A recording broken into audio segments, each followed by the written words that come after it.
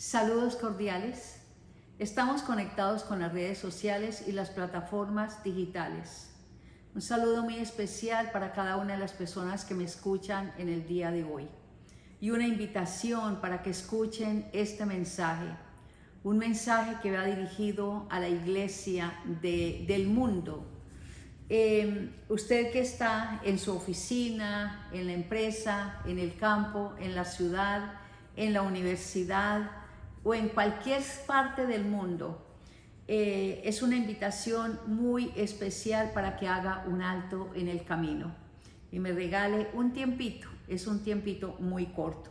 Les quiero comunicar que estamos orando el Ministerio de Intercesión por las Naciones, por cada uno de ustedes, para que Dios supla todo lo que os falta conforme a sus riquezas en gloria en Cristo Jesús.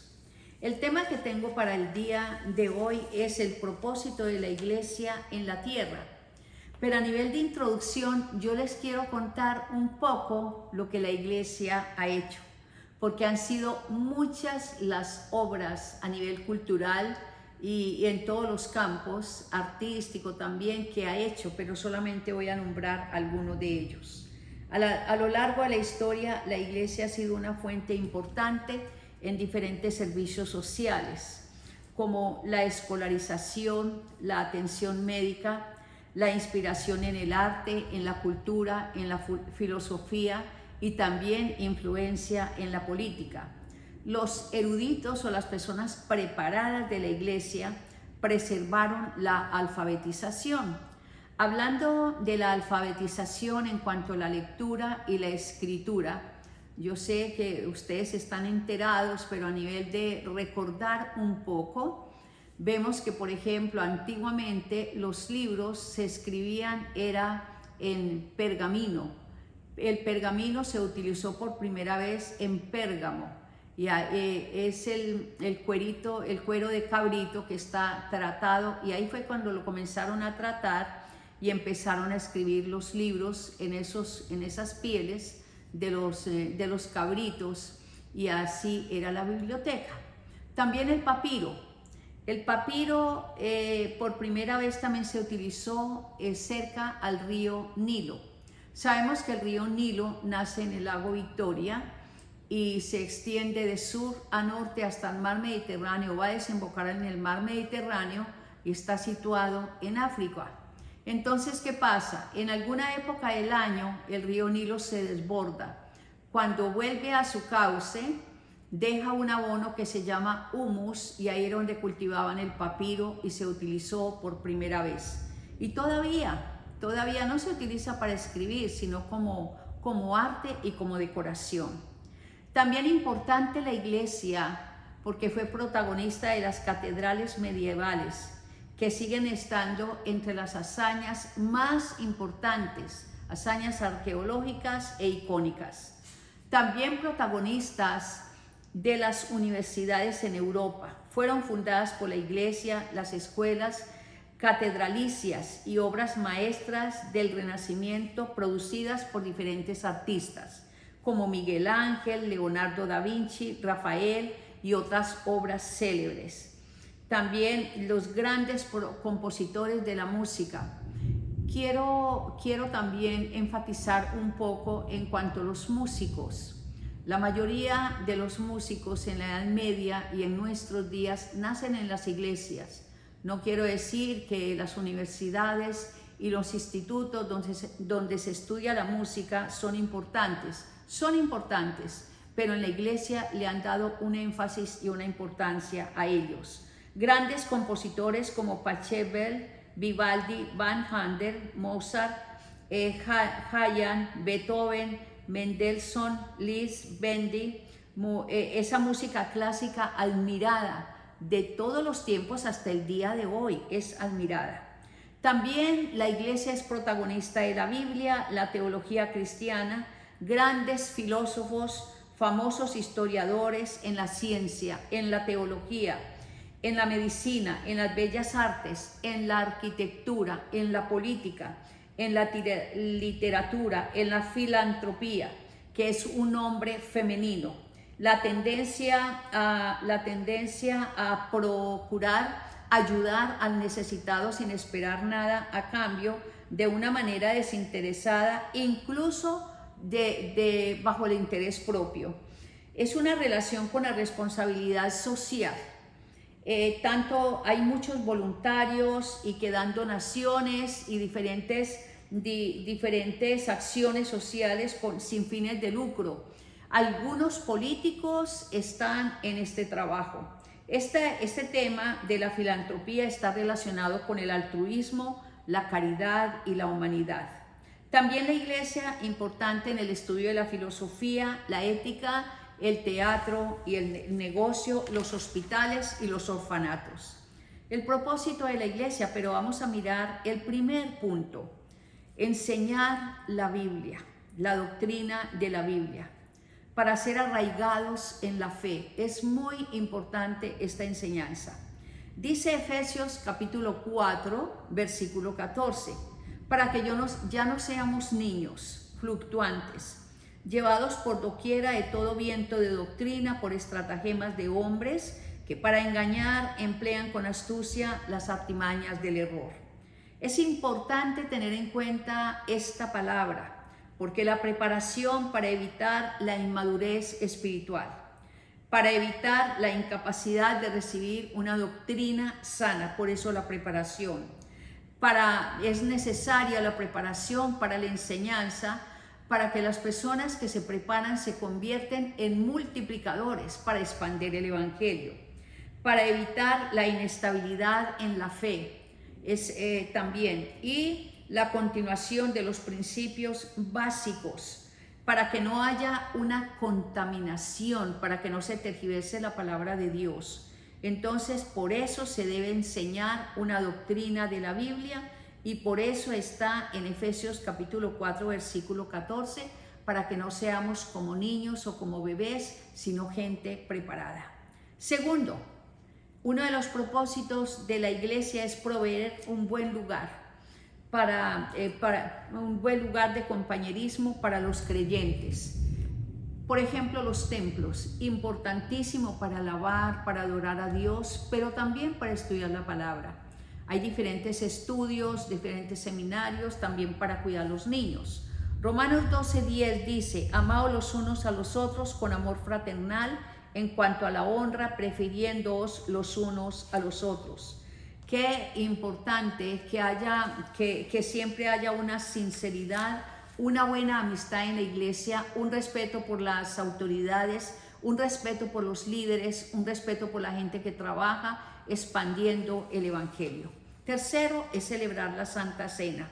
En 1 Corintios capítulo 11, versículo 23 al 26, vamos a leer acá. Dice: es la institución de la Cena del Señor, porque yo recibí del Señor lo que también os he enseñado, que el Señor Jesucristo, la noche que fue entregado, tomó pan, y habiendo dado gracias, lo partió y dijo: tomad y comed esto en mi cuerpo, que por vosotros es partido, y hacer esto en memoria de mí.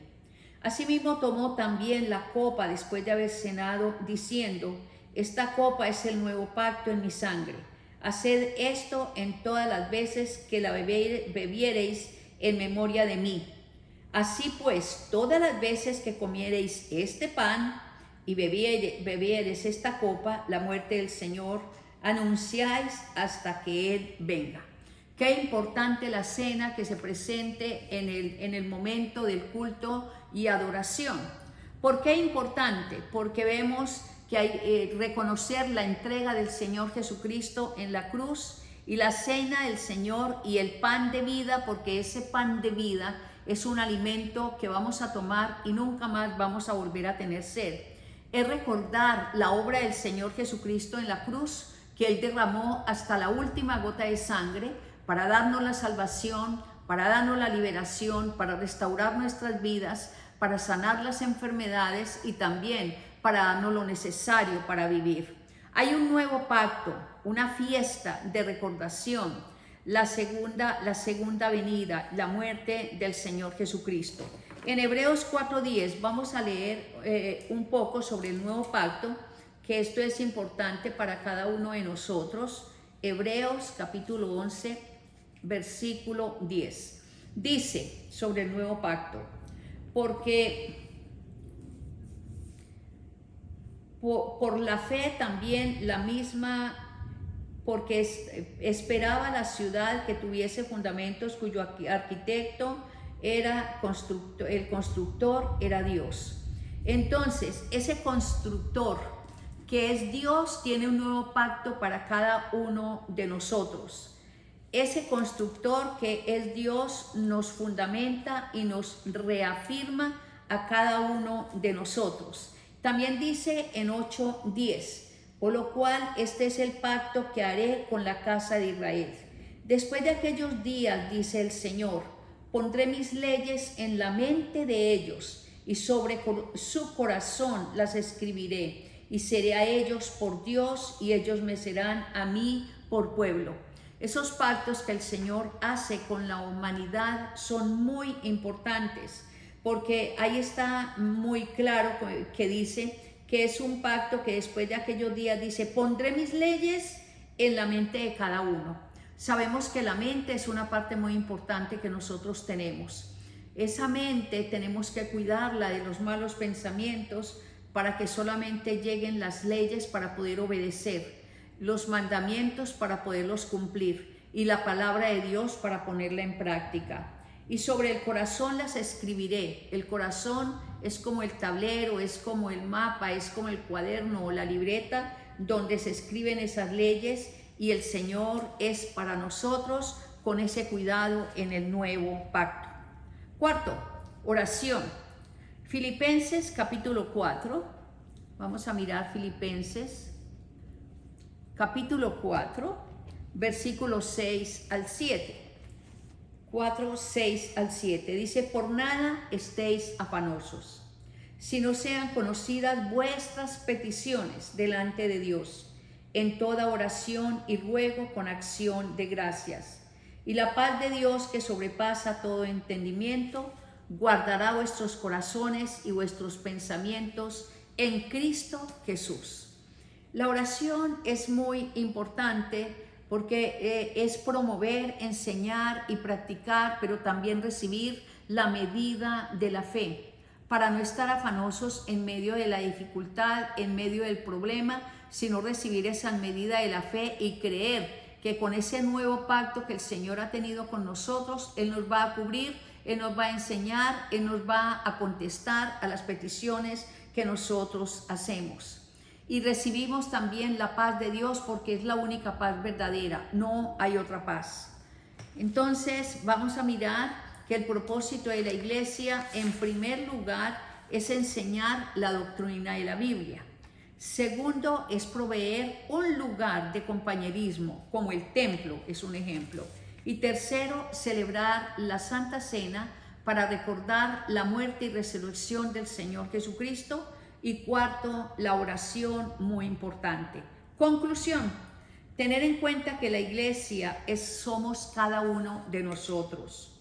Los que hemos recibido al Señor Jesucristo en el corazón, los que nos hemos arrepentido del pecado, esa es la iglesia. Y reconocer que Él es el Salvador.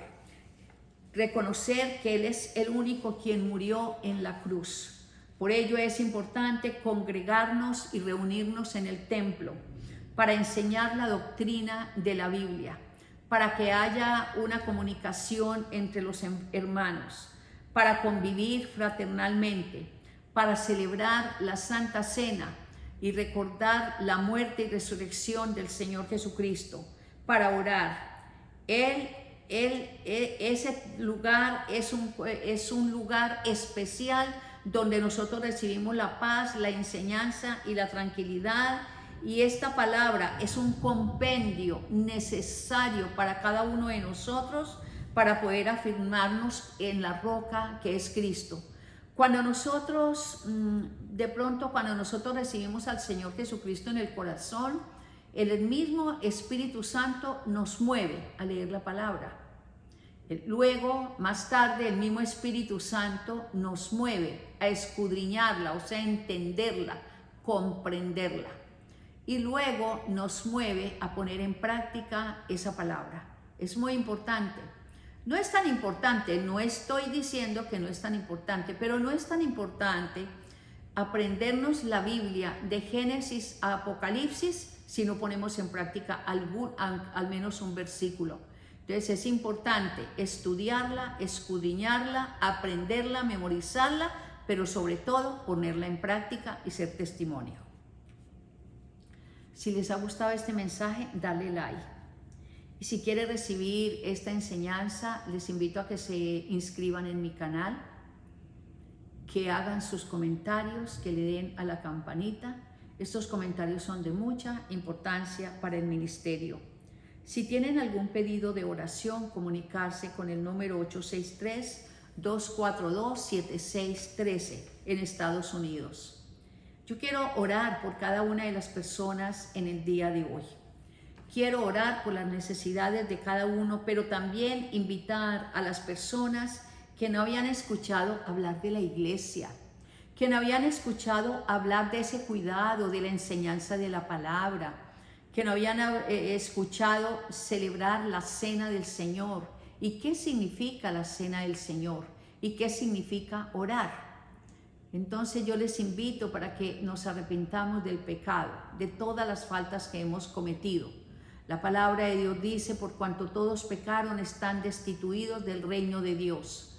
Pero también que el Señor Jesucristo murió en la cruz para darnos la salvación y que nos podamos arrepentir del pecado y nombrarlo a Él como nuestro Salvador, como el único quien ha muerto en la cruz para liberarnos y para restaurar nuestras vidas. Voy a orar por cada uno de ustedes. Y Padre de la Gloria, en nombre de tu Hijo amado, nos ponemos en tu presencia en este día y te damos gracias por este tema maravilloso de la iglesia, de ese legado que la iglesia ha dejado, de los propósitos de la iglesia de enseñar tu palabra, de abrir un templo para poder alabar y adorar a Dios y para que los hermanos se congreguen, pero también de orar y también de celebrar la Santa Cena. Oro por cada persona que te ha recibido en el corazón y oro para que tú escribas el nombre de cada uno en el libro de la vida. Oro por protección divina y provisión divina y que nada ni nadie les toque ni les cause daño. En el nombre del Padre y del Hijo y del Espíritu Santo. Amén.